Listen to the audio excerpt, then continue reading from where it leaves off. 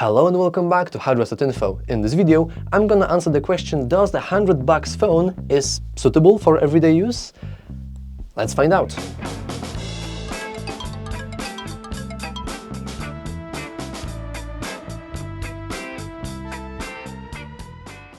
Now, this phone weighs just under 190 grams with a striking 6.67-inch size screen that has a resolution of 720 pixels. Then it is also acquired with MediaTek Hello G81 Extreme chipset and an octa-core CPU. It also comes with 64 gigs internal memory and an 4 gigs RAM with ability to improve it with extra RAM option. First of all, the screen. As I said before, it is pretty big with 6.67-inch wide, but only 720 resolution. It is not the best option, actually it's far from the best option out there, and 1080 would be nicer for sure, though they had to cut corners somewhere, right? And more about the outside of the phone, that is not the screen, speakers and microphone. So to get started, you want to swipe down from the top of your screen, like so, and then do that once more to extend the list of visible toggles. And somewhere here, you will find... Personally, I haven't really had any issues with them. I found them to be perfectly fine for my use, but I want to showcase the speed of the fingerprint sensor, which is surprisingly fast. Like, usually some companies cut corners at the fingerprint sensor, yet here it's really valuable, and while sometimes not, doesn't really feel and sense your finger that well, though adding more fingerprints into existing fingerprint usually should work the issue out. And lastly, about the issues, the camera. Now, why I'm talking about the issues with the camera? Now, if you are an inspiring photographer or just a hobbyist or whatever, then you shouldn't really be looking at the budget phone. For me, personally, the camera is really fine. It does come with 50 megapixel lenses, which are really good. They do a really good job at their job. The quality of your photos are really good. However, if you zoom a little, then the quality is decreasing. And at the 6 zoom, the quality is really bad. I've did a photo of a tree and few random leaves, and you can see the little noises, the little grains. Lastly, the videos. They're not the best. The 30 FPS cap is pretty limiting, and obviously you shouldn't be doing a filmmaking career on this phone, but it does do its job, like everything else on this phone, since it is pretty valuable. And yeah, that's about all for the camera. Now let's go into the insides of the phone. Now, if you're a mobile gamer, you will have some trouble on this phone because obviously it is a budget phone, though there is still some hope. Due to its nice CPU I mentioned earlier, the phone is pretty valuable, honestly. Like, it can handle Call of Duty Mobile, not with ease, but with enough power that you can have a nice and decent gameplay. However, the problems start to occur where you try to open more apps simultaneously.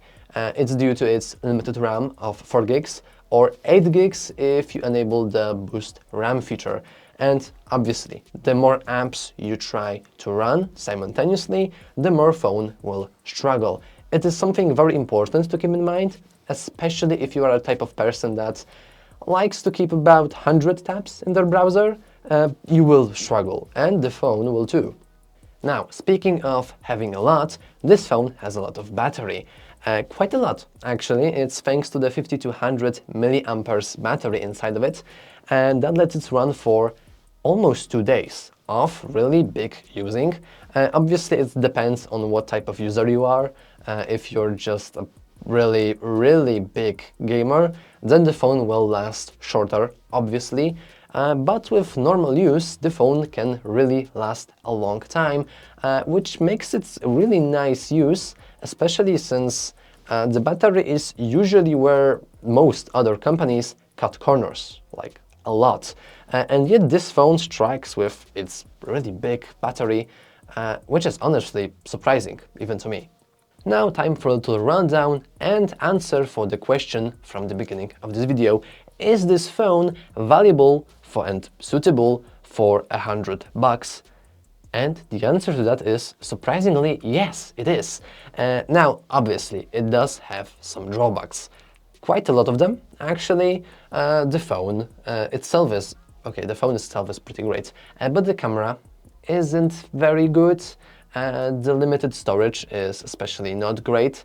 If you combine it with bloatware, it's not specific, it's like the usual Moto and Google bloatware, but after installing some applications, like the base ones, and the Android, you're left with about 40 gigs of space, which is not that great, and the RAM is pretty limited.